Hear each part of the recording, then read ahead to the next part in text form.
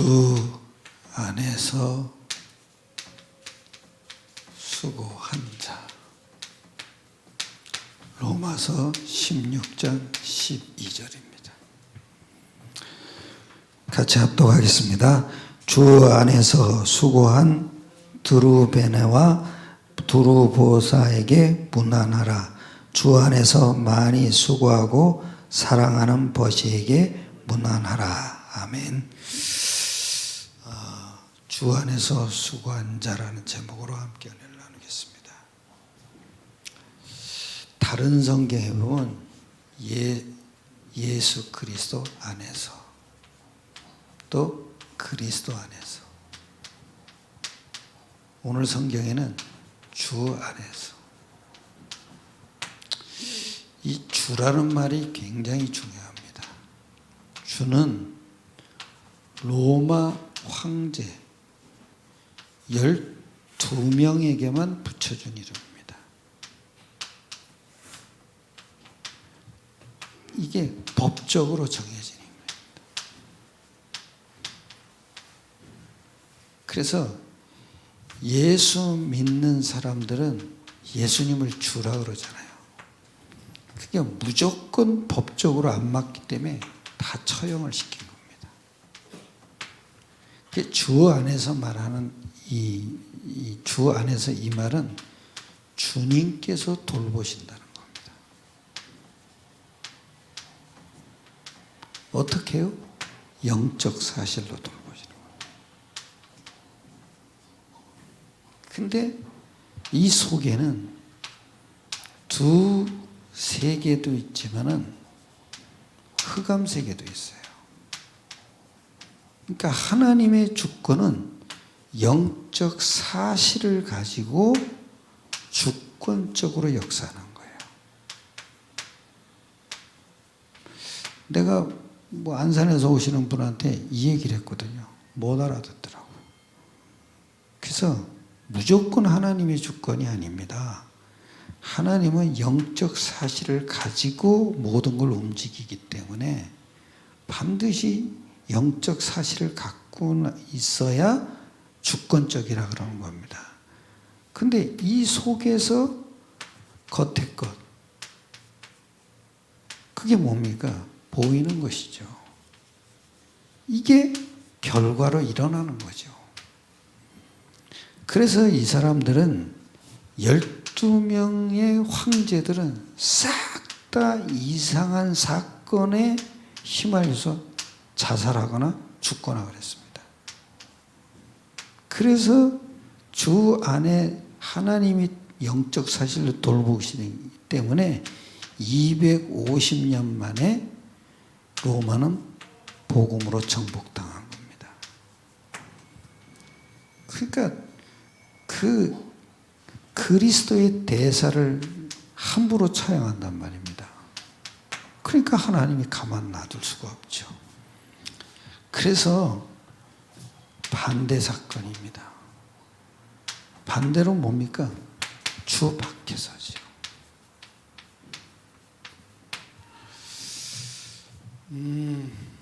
주 밖에서 있다는 말은 창세기 3장 속에서 산다는 겁니다. 그러니까 창세기 3장 4절, 5절 그 기준으로 사는 겁니다. 그리고 관심은 뭡니까? 창세기 6장만 육신적 관심을 갖고 삽니다. 그리고 창세기 11장은 뭡니까? 모든 관심이 육신적 성공입니다. 근데 이거를 모른단 말입니다. 그래서 창세기 1장 2절에 보면 흑암도 역사하고 성령도 역사합니다. 이게 주권입니다. 그래서 모르는 겁니다. 흑암에 빠져 있기 때문에 모르는 겁니다.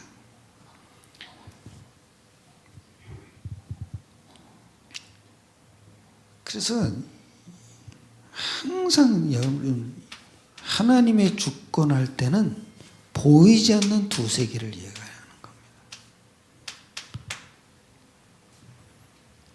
이 사건이 창세기 3장 1절로 6절에 보면 개인으로 들어온 겁니다. 그리고 이 사건이 창세기 4장 예배로 들어왔습니다. 아벨은 언약 있는 예배를 드렸지만은 가인은 언약 없는 예배를 드렸습니다. 그리고 이 사건이 4장 16절로 24절에 보면 후대에게로 들어옵니다. 그리고 이 사건이 창세기 6장에 보면 가정으로 들어옵니다. 그리고 이 사건이 창세기 11장에는 사회로 들어옵니다. 결국은 국가로 들어옵니다.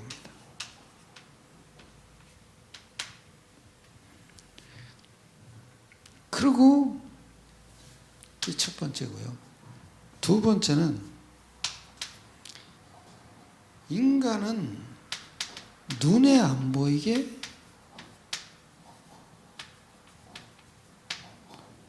사단에게 완전히 장악된 겁니다. 그걸 보고 요한복음 8장 44절.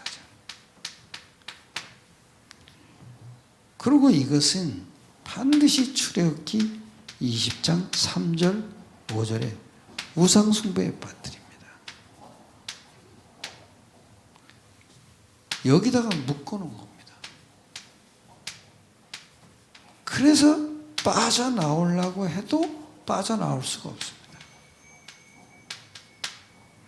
그리고 마태복음 11장 20절에 보면 굉장히 고통을 가져다 줍니다.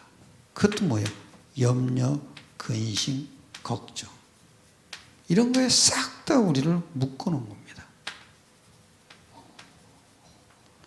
그리고 사도행전 8장 4절로 8절에는 이 영적 문제가 질병으로 나타납니다. 사마리아가 몽땅 다 병이 드는 겁니다. 또 출애굽기 20장 3절로 5절에 반드시 후대에게 대물림 됩니다.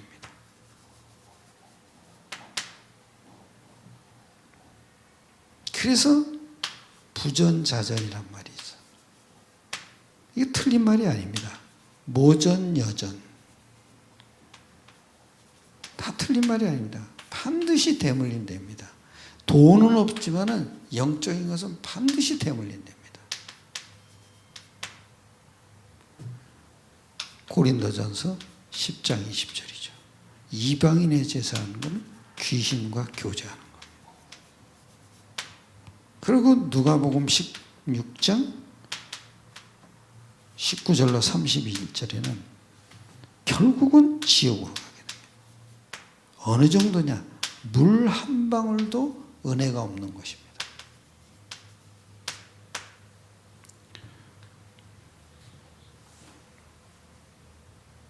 그리고 마태복음 27장 25절에 반드시 후대에게 대물림 됩니다. 이게 바로 주 밖에 있는 불신자 상태입니다. 두 번째입니다. 그렇다면은 주 안에 있다는 건 무슨 뜻입니까? 즉, 주 안에 산다는 거죠.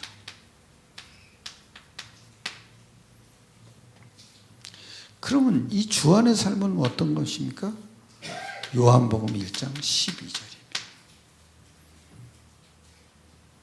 영접하는 자, 곧 그 이름을 믿는 자들에게는 하나님의 자녀가 되는 권세를 준 겁니다. 이게 주 안에서 이루어지는 일입니다. 그리고 두 번째죠. 로마서 8장 2절입니다. 그리스도 안에 있는 생명의 성령의 법이 죄와 사망에서 너를 해방했다. 아주 핵심이 뭡니까? 그리스도 안입니다. 그 얘기는 뭡니까? 영적 사실이 우리가 소유하고 있다는 겁니다. 그리고 법적으로 해방된 겁니다. 세 번째입니다. 로마서 8장 12절로 17절에 보면 우리가 멸망받지 않도록 하나님의 영을 받은 것입니다. 즉 양자의 영을 받은.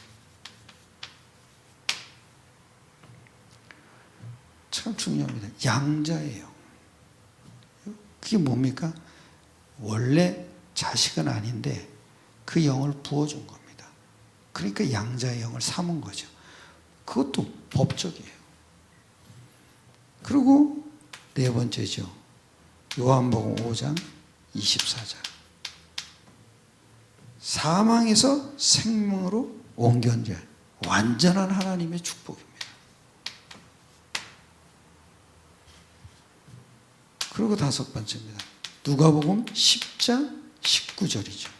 전에는 우리가 사탄을 섬기는 입장이었어요. 이제는 사탄을 무너뜨린 권능을 주셨다 그랬어요. 즉 무엇이에요? 천사를 동원한다는 거죠. 그걸 우리에게 주신 거예요. 그렇다면 두 번째입니다. 주 안에 있는 축복입니다. 고린도전서 3장 16절. 옛날에는 우리가 사탄의 집이었잖아요. 지금은 성령 내주하는 집입니다. 즉 하나님의 집이 된 겁니다. 이런 축복이 어디 있겠습니까? 요한복음 10장 16절. 예수께서 왜 죽으셨냐? 인자가 온 것은, 인자가 목숨을 버리는 것은 양의 목자가 되기 위해서. 그리고 사도행전 1장 8절. 뭡니까? 우리를 세계복음화의 증인이 되게 하시려고 몸을 버리셨다는 겁니다. 그리고 히브리서 1장 14절. 우리가 기도할 때마다 천사가 심부름을 하는 거죠. 또 누가복음 10장 19절. 사탄을 꺾을 수 있는 권능을 주셨다 그랬어요. 그래서 너희를 결단코 해할 자가 없다.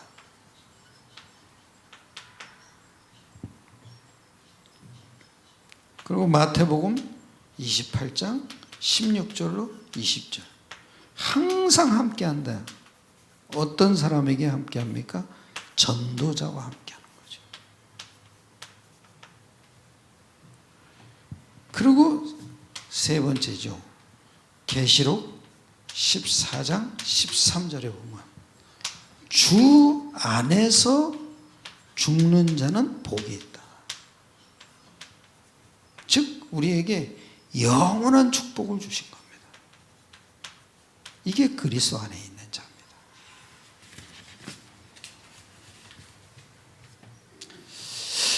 그 세 번째죠. 주 안에서의 사역의 특징 세 가지가 있어요.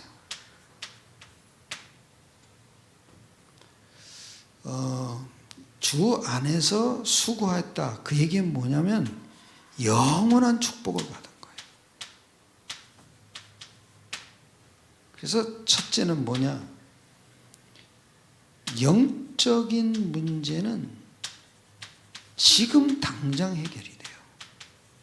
그리고 영원히 해결되는 거죠. 가문의 저주, 그리고 가문의 영적 흐름, 영원히 없어지는 겁니다. 예수 믿는 순간. 그리고 두 번째입니다. 육신의 문제도 있어요. 그거는 하나님의 시간표 따라 해결되는 거죠. 그 다음에 세 번째죠. 주 안의 수고는 영원한 축복을 받는 거죠. 그것도 후손들까지도.